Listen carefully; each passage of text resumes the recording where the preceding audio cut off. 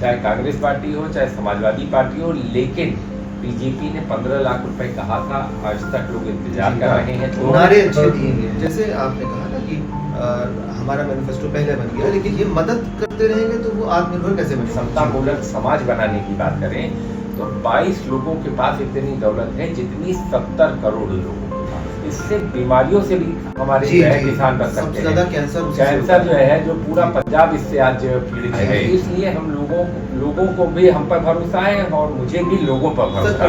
आपके पास 5 विधानसभा हर 5 दिन बाद जो है अपने आप वोट का प्रतिशत बढ़ जाता है, तो लोगों में निश्चित तौर से संदेह है। एक बार अफजल अंसारी साहब ने धरना दिया था और बहुत सुरक्षा के लिए अपने लोगों को हमारा इंतजाम नहीं है। चुनाव आयोग से हम अपील करते हैं और आग्रह करते हैं कि वो इस चीज का संज्ञान ले, चाहे कांग्रेस पार्टी हो चाहे समाजवादी पार्टी हो, लेकिन बीजेपी ने 15 लाख रुपए कहा था, आज तक लोग इंतजार कर रहे हैं। 2 करोड़ रुपए नौकरियों के लिए कहा था, माँ गंगा के लिए कहा था कि माँ गंगा को बेहतर स्थिति में लाएंगे, स्वच्छ बनाएंगे, अविरल धारा, लेकिन सब जगह नारे अच्छे दिए गए, कहा कुछ किया कुछ।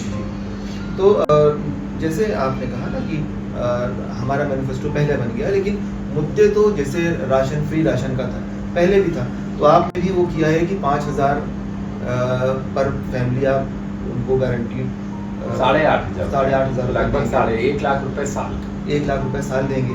तो ये मदद करते रहेंगे तो वो आत्मनिर्भर कैसे बनेंगे?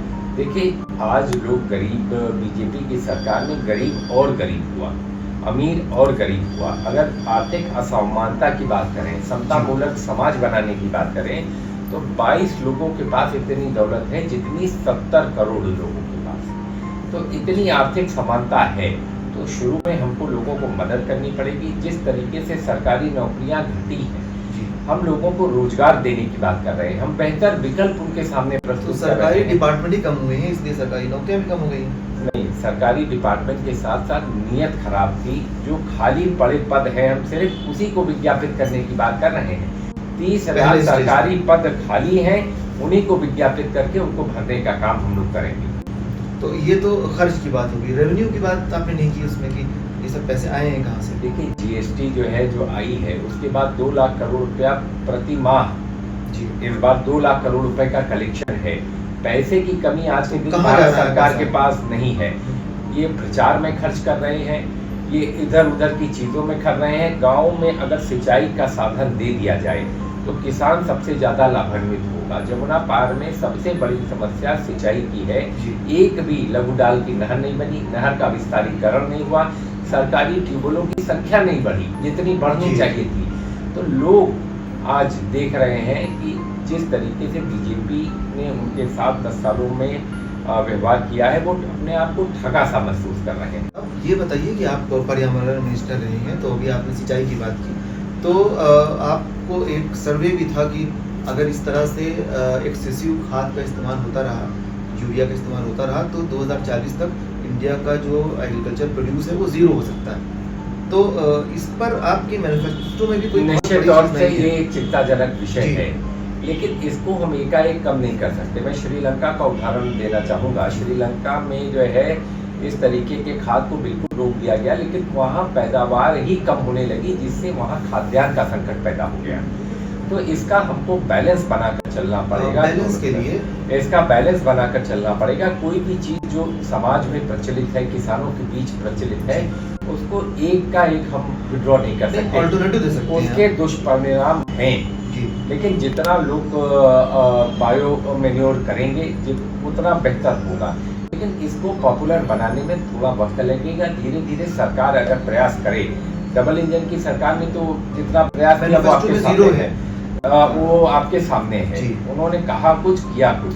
तो किसान जब तक तैयार नहीं होगा तब तक हम इसको पॉपुलर नहीं बना सकते। हम किसानों को जागरूकता हम उनके बीच करें, और निश्चित तौर से हमारा मानना है अगर किसान जागरूक होगा, प्रयोग करेगा, इससे बीमारियों से भी हमारे किसान बच सकते हैं। कैंसर जो है जो पूरा पंजाब इससे आज पीड़ित है, लाखों रुपए लग जाते हैं। इसी के लिए जो हमारी कैशलेस योजना है, 25 लाख रुपए तक का कैशलेस इलाज सरकारी अस्पताल और प्राइवेट अस्पतालों में हम कराने जा रहे हैं।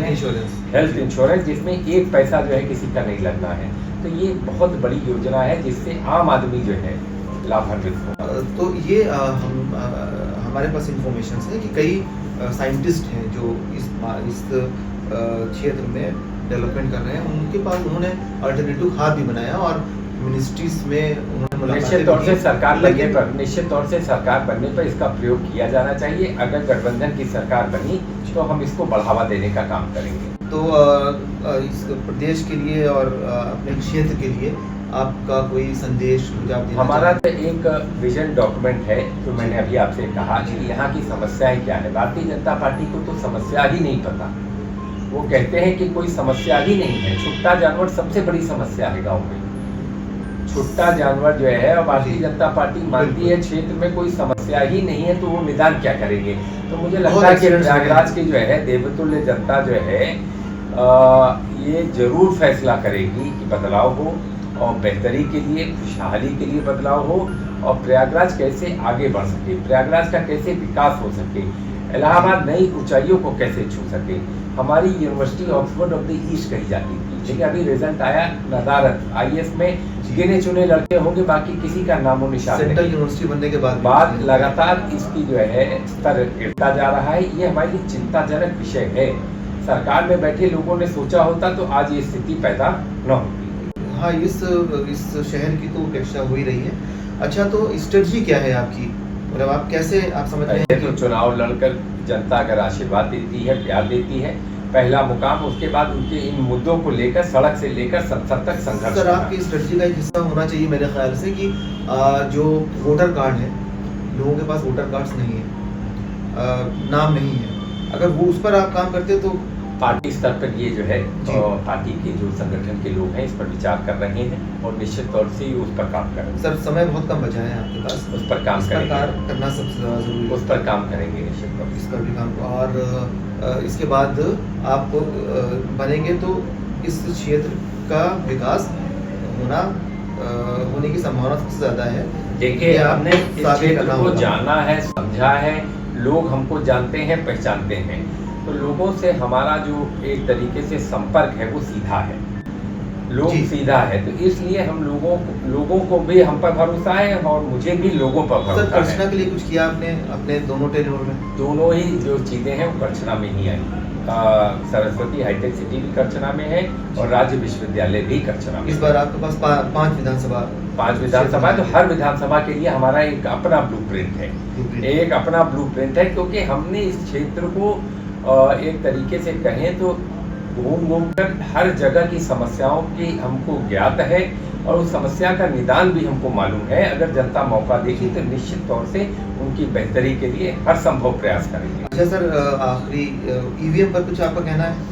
EVM पर सुप्रीम कोर्ट ने अपना निर्णय दे दिया है। लोग प्रश्न उठाते हैं गाँव में, प्रशांत भूषण साहब ने गरीब आदमी, गाँव का एक गरीब आदमी, गरीब महिला की हम तो वोट दे देंगे, लेकिन वहाँ क्या होगा जी। अभी सबसे बड़ा मुद्दा ये है कि अभी जो चुनाव हुए पहले 2 फेज में आंकड़े कुछ शाम को 6 बजे कुछ आते हैं और 4-5 दिन बाद जो है अपने आप वोट का प्रतिशत बढ़ जाता है, तो लोगों में निश्चित तौर से संदेह है कि भारतीय जनता पार्टी इसके लिए हम चुनाव आयोग से जो है आग्रह करेंगे और अपील करेंगे, आप अपील करेंगे कि चुनाव आयोग इसको संज्ञान में ले और इसको निश्चित तौर से ये आंकड़े की जो हेराफेरी है इसको रोकने का काम करें। जैसे एक बार हुआ था, अफजाल अंसारी साहब ने धरना दिया था और बहुत सुरक्षा के लिए अपने लोगों को बैठाया था, इस तरह कुछ करेंगे आप?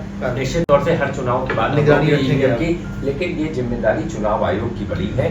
चुनाव आयोग जो है जो लोगों में, लेकिन आपका इल्जाम है ना कि चुनाव आयोग, ED, नहीं, हमारा इल्जाम नहीं है। चुनाव आयोग से हम अपील करते हैं और आग्रह करते हैं कि वो इस चीज का संज्ञान ले और इस चीज पर जो लोगों की शुभा है और संदेह है उसको दूर करने का प्रयास करें कि ये वोट एकाएक कैसे बढ़ जा रहे हैं। ठीक है सर, धन्यवाद। आप बहुत बहुत शुभकामनाएं।